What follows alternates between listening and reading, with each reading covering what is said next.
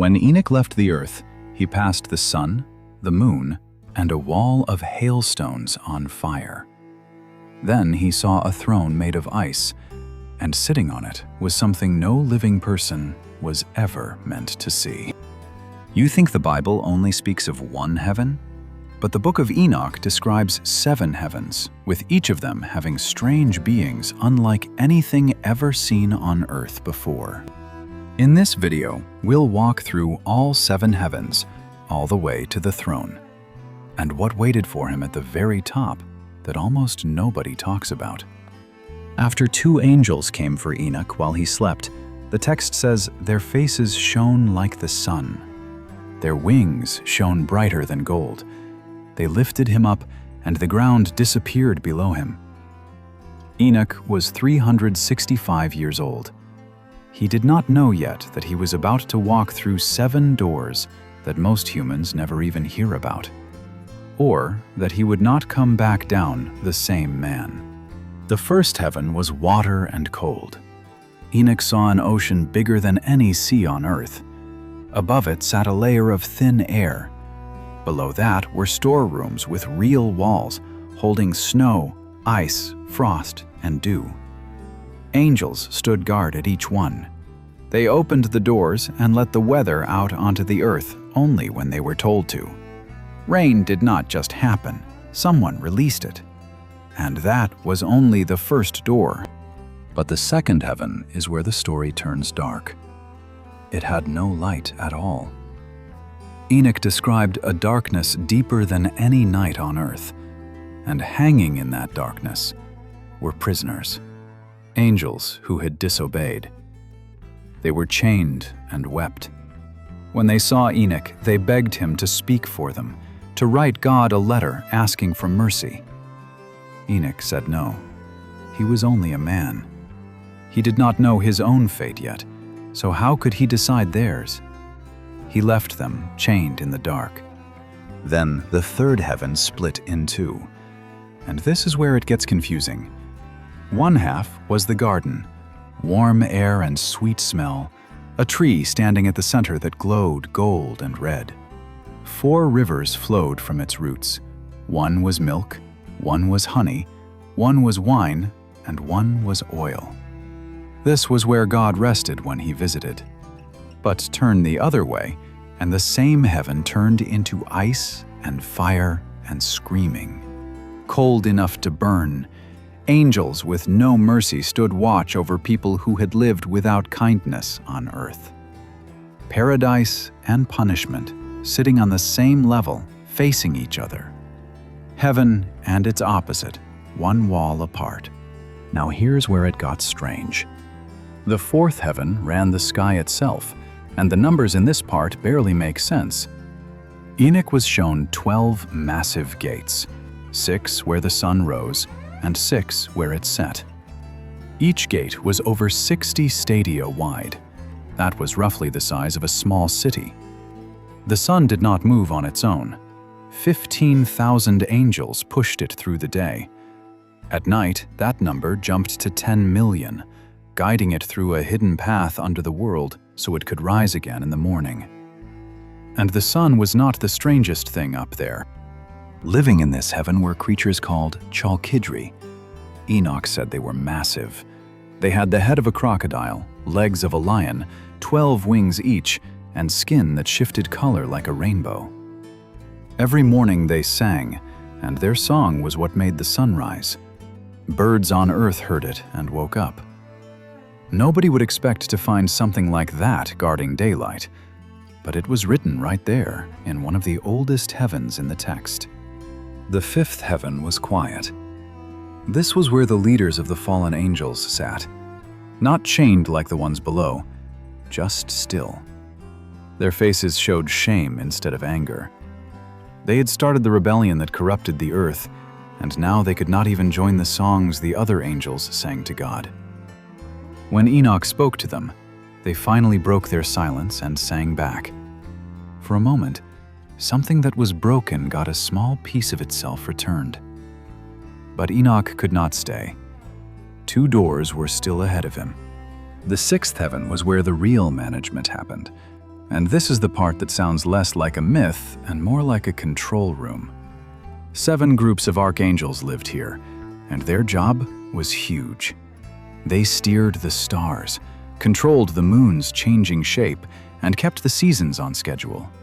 And they wrote things down. Every choice a person makes on Earth is recorded here, kept for later. This was not a place of punishment or reward. It was where heaven kept its records. One heaven left, and it was the one everything else had been leading to. Then came the 7th heaven, and this is where Enoch's own body could not take it.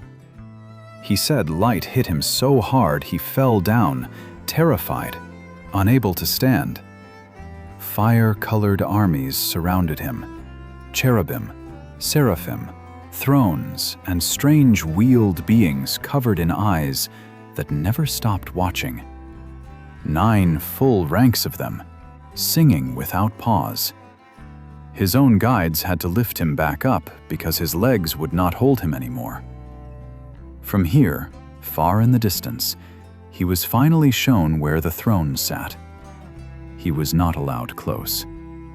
But another part of the old writings takes him the rest of the way in. And it's the reason people have argued over this book for 2,000 years. Enoch passed through a wall built from hailstones wrapped in flame. He stepped into a huge crystal room, its ceiling shaped like the paths stars traveled across the sky, with fiery cherubim moving through what looked like water. Beyond that room was a second one, even bigger, built completely out of fire. And inside that second room was the throne itself. The throne was made of ice and crystal, shining so bright it looked like lightning frozen solid. Its wheels glowed like the sun and turned on their own.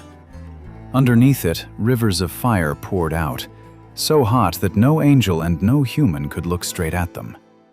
And on the throne sat a figure the text called the Great Glory. His robe was whiter than snow, brighter than the sun itself. Around him stood 100 million attendants, and not one of them was allowed to look at his face. That was what Enoch found at the top, something the old writers did not have better words for. And Enoch himself was about to stop being just a man, too. Here is the part almost nobody talks about. Enoch did not just see the throne and leave. In one version of the story, he was brought all the way to the edge of the highest heaven. His first 2 guides stepped back. A new angel named Gabriel stepped forward instead. Then God gave an order: take off Enoch's human body. The angel Michael did it.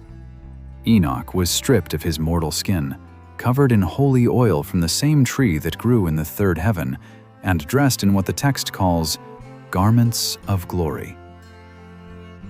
And then Enoch looked down at his own hands. He said he looked like one of the glorious ones now. No difference is left between him and them. But it does not end there. What happened to him next is stranger than anything in the 7 heavens.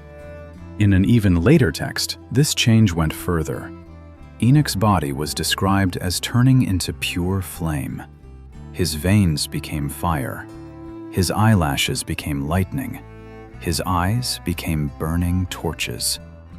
He was given a crown set with 49 stars, and he was placed on a second throne, right at the door of the highest heaven. He was given a new name, Metatron. Some texts even called him the Lesser Yahweh, standing in as a kind of stand-in ruler over everything below him. Now compare that throne to the other thrones in the Bible, and something interesting shows up. The prophet Ezekiel also saw a throne once. He described blue stone, strange, 4-faced creatures, and wheels covered in eyes. The prophet Daniel saw a different throne too, one wrapped in flashing fire, with a figure whose hair was white as snow, surrounded by 1,000,000 servants. Enoch's throne borrowed pieces from both, the wheels, the fire, and the countless servants. But Enoch pushed it further. His throne was not stone. it was ice that somehow burned like fire at the same time. And the figure sitting on it was not just bright. The text says looking straight at him was simply not possible for angel or man. Each writer who saw this throne across hundreds of years described more light, more fire, and less shape. Like they were all straining to describe the same blinding thing and running out of words for it. That pattern alone was worth sitting with. 3 different writers in 3 different centuries all climbed toward the same kind of throne, and all 3 came back saying the same basic thing. It was too bright to look at, and something sat there that was not human, not quite an angel, and not fully describable. So in all these, what Enoch saw was not 1 heaven, but 7. Each of these heavens was running its own part of the sky: snow rooms, prison rooms, gardens, sun gates, silent watchers, a record room, and finally an army standing guard around fire and ice. And past all 7, a throne that turned a human being into something else entirely. And perhaps that's why, thousands of years later, people are still trying to describe what he saw.